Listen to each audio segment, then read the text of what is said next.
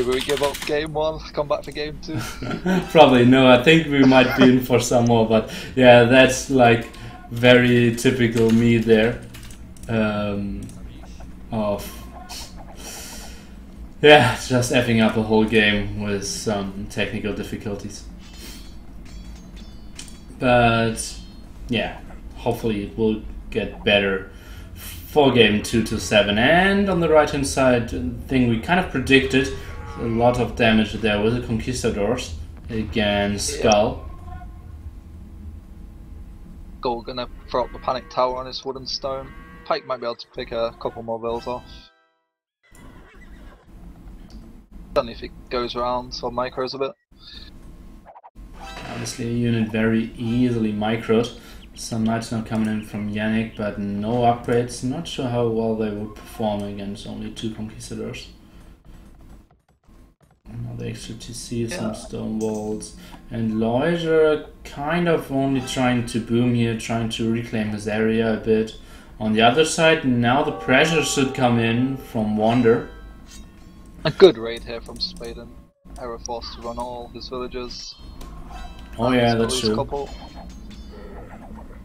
2 went down, and Spaden will be able to get away without taking too many hits, although he stopped microing for some reason.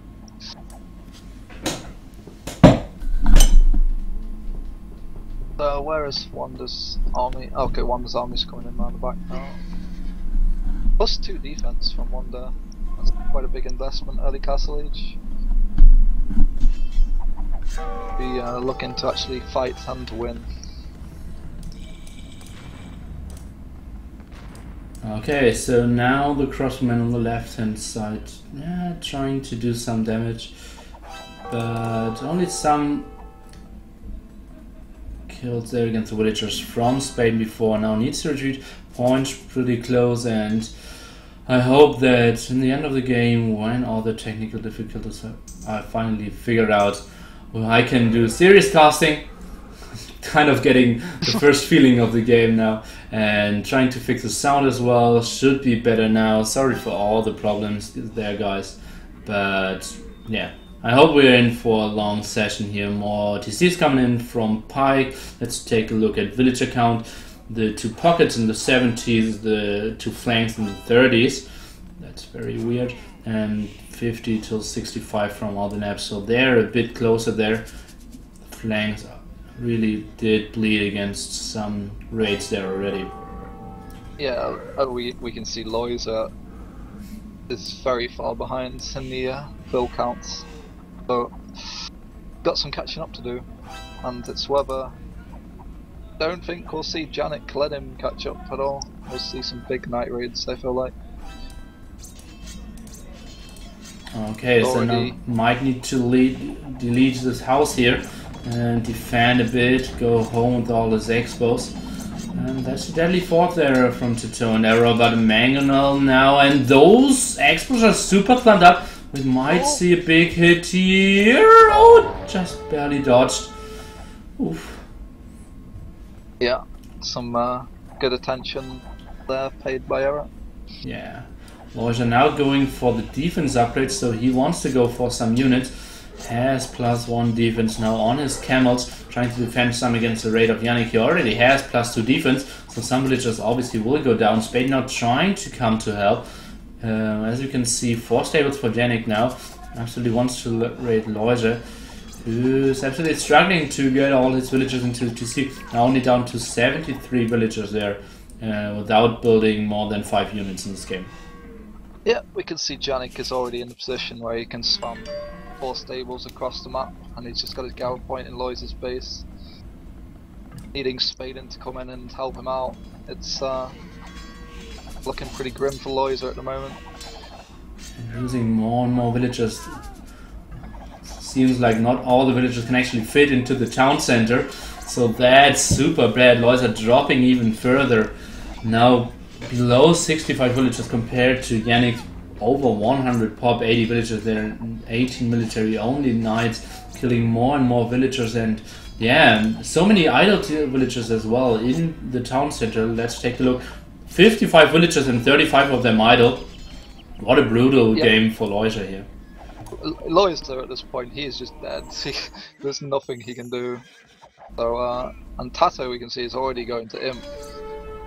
Pretty good position for the checks at the moment. And Tato. Yeah, so true.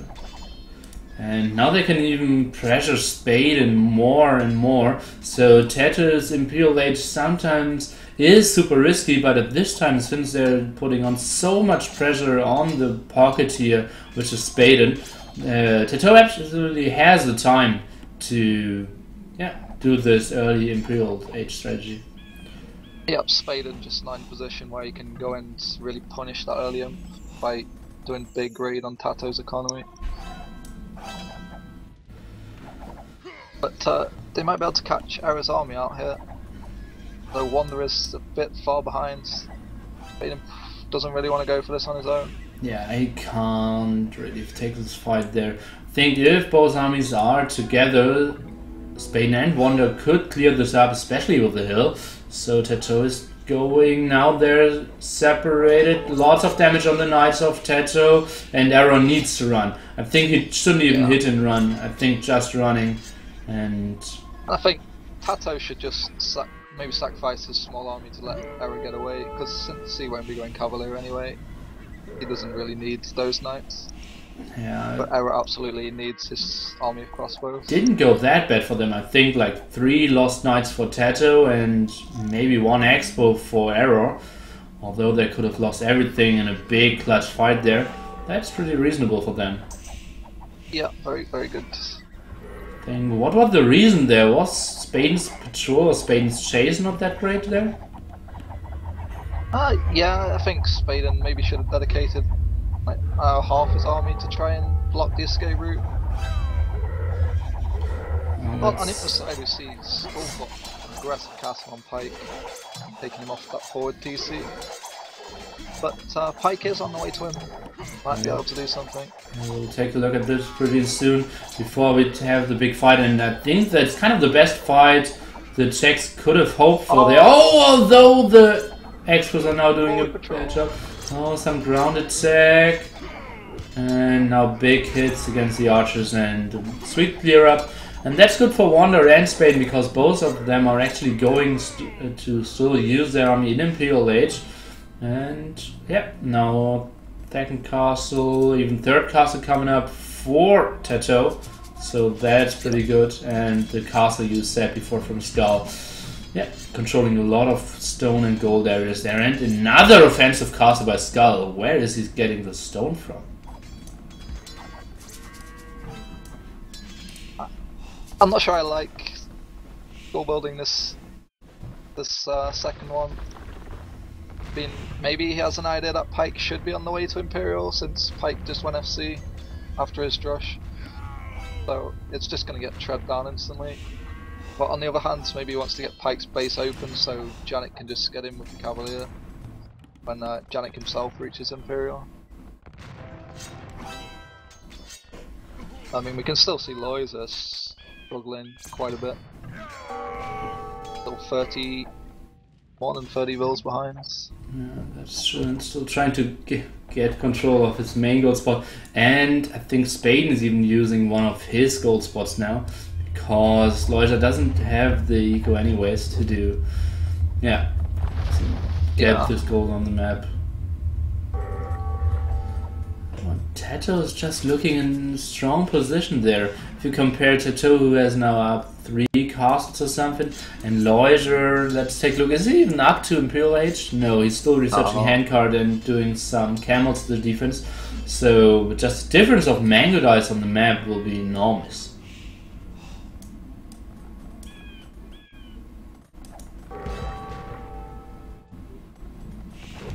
So, Tato just lacking 2 upgrades on his Mangadite, but they're fully upgraded, so he's in a really good position. He can start trying to pick fights versus the Castle Age units, try and kill as many before they get upgraded. Although, having said that, Wander has just reached him and is getting the Arbalest and Bracer, as you would expect. Yeah, but only 1 castle, so he can't push. Oh no, 2 castles. So trying to push with some traps most likely, but there's not a lot of important buildings from Arrow in the front. Maybe he will take a fight before Imperial Age upgrades there, but it seems like Wander's trapping him here. A lot of Plumed Archers and Arbalest. They're still only Castle Age Plumed Archers, but still will kill all the army of Arrow there, and yeah, he will reach Imperial Age without a single Arbalest left, but let's take a look. I think he's switching into either Plumed Archers or he did research forging, so maybe he's going for Eagle Warriors? He really shouldn't be, like, against Mayans and Huns. I think Eagles would be...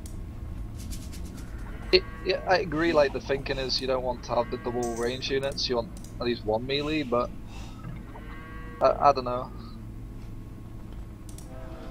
Still think Plumes would be the better choice. Okay, we're still in the point of view of Arrow. There is no upgrade which gives us any indicators. Now he has enough resources for Elite Eagle Warriors, and he's going for exactly that. So it will be Eagle Warriors on his side. So Spain's Paladins soon to be could be super effective, but the composition of Mangudaites and Eagle Warriors could be pretty deadly on the other hand as well. Let's take a look at the top side. It looks good for Pike. Obviously had the better start against Skull there, who did buy a lot of time for himself with his offensive castles, so can't really blame him for how he played there, delaying Loiser and now still, yeah, having 80 pop. The problem for Skull now is, though, he's stuck in Castle Age and he's up against Halberdiers and Trebs, and Janik won't be able to help him versus Halberdiers. So the Czechs are kind of throwing their advantage away with their Imperial strategies at the moment. It's all on Tato to just destroy either Wander or Spaden really fast now. Yeah, I'm not really sure who he should go for. Maybe I believe Spain would be the better option, so that the Eagles are more efficient for Arrow, I believe. But for now he's going for Wander, which is, yeah, obviously buying Arrow sometime as well, so not really easy to make a good decision there.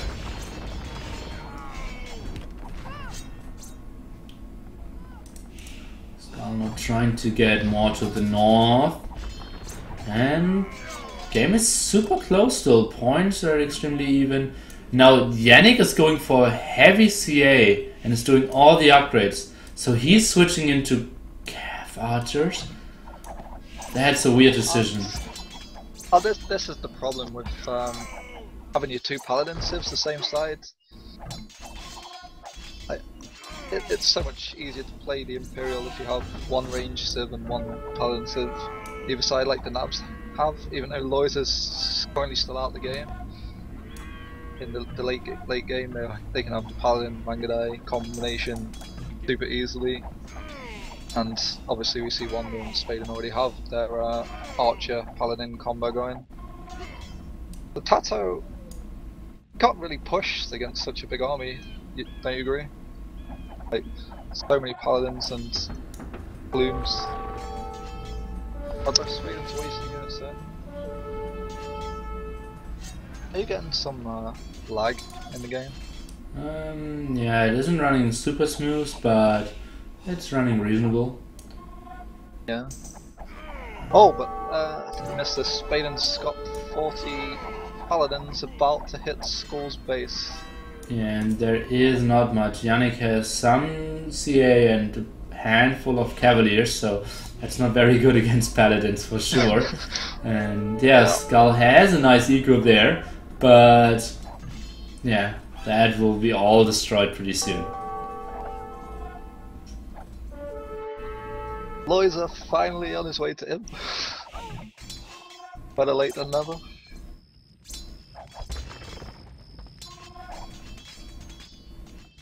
Looks like both teams trying to set the trade up. Although one guy only managed to get one market up before his Vils got killed. Something out of there in the corners, still Pike and Lois are far away from getting their corner up to market. And now finally Lois is on the way to Imperial Age. And oh god, so many votes going down. Skull was around pop 100 before the raid came in. And now so many villagers will actually die. And oh, we can see Tato is sending everything across the map now to save Skull's base. yeah, as he should, and then he can actually do a nice clear up against what Pike has. But So- this opens the door to errors. oh yeah, There's nothing Error can do. He's going to lose his entire base. yeah, especially Eagle Warriors now, they have Eldorado, and he has only 30 of them, so that's not really an army to fight with. That's so Yeah. hard for him to win there and to hold it, especially against two. Only some paladins will do such a good job. So many rams coming up. He has the hill wonder that is, and yeah, Spain just picking fights everywhere, killing villagers, taking not the best fight over here, but still buying his whole team so much time. Yeah. And I think all we need to see is Pike maybe starting the BBTs in, or switching to Paladin himself. Once Loiza gets into the game with Mangadais as well. I can't see Vex coming back from this now. They have the worst combinations all over the map at the moment. Yeah, CA and EU Warriors really not probably the second best choices when it comes to unit compositions there. But And yeah, go ahead. is stuck in Castle Age. He's got the resources to click him, but he's not got the building. I think. Now some paladins doing even more and more raid, and Skull 45 pop. He was at 100 some minutes ago. And yeah, just one raid of Spain, and he has so much more army. But he now has to go for hussars because the trade isn't running well enough so far. Yeah. Pike now getting the main Plus- gold spot of Skull. There's a question of what Tato will be able to do with Mangadai that are currently going across the map. What's his plan with them? Maybe going for the trade. Together The with the enemy. non-existent dude. Yeah, but that's something he doesn't know yet. Yeah, that's true.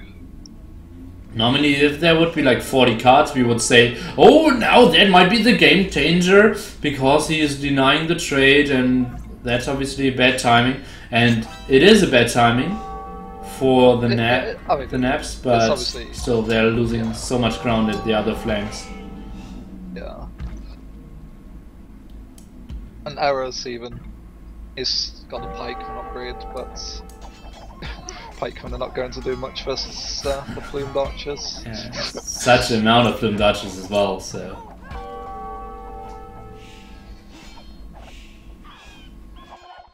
Yeah, it's just a matter of time now before the GG is called. Yeah, especially if you look at the populations, all the NAFs players in their hundreds and 3 basically pop limit. On the other side we have only Yannick being pop limit, the others combined pop 300 only. And Loiser still without a market, only a starting market there. And has his first elite Mangadais out, now instantly denied by Tito. And yeah, the trade is denied. So if miraculously the Czechs and Tito can do a hold and hold the trade, and they could obviously get back into the game, but I don't really see Arrow getting onto an army which could take any fights there. Yeah, he needs like 100 plumes, 100 eagles, sorry, if he wants to even think about fighting that army. And even then, the 100 plumes would probably lose. I mean, 100 eagles would probably lose.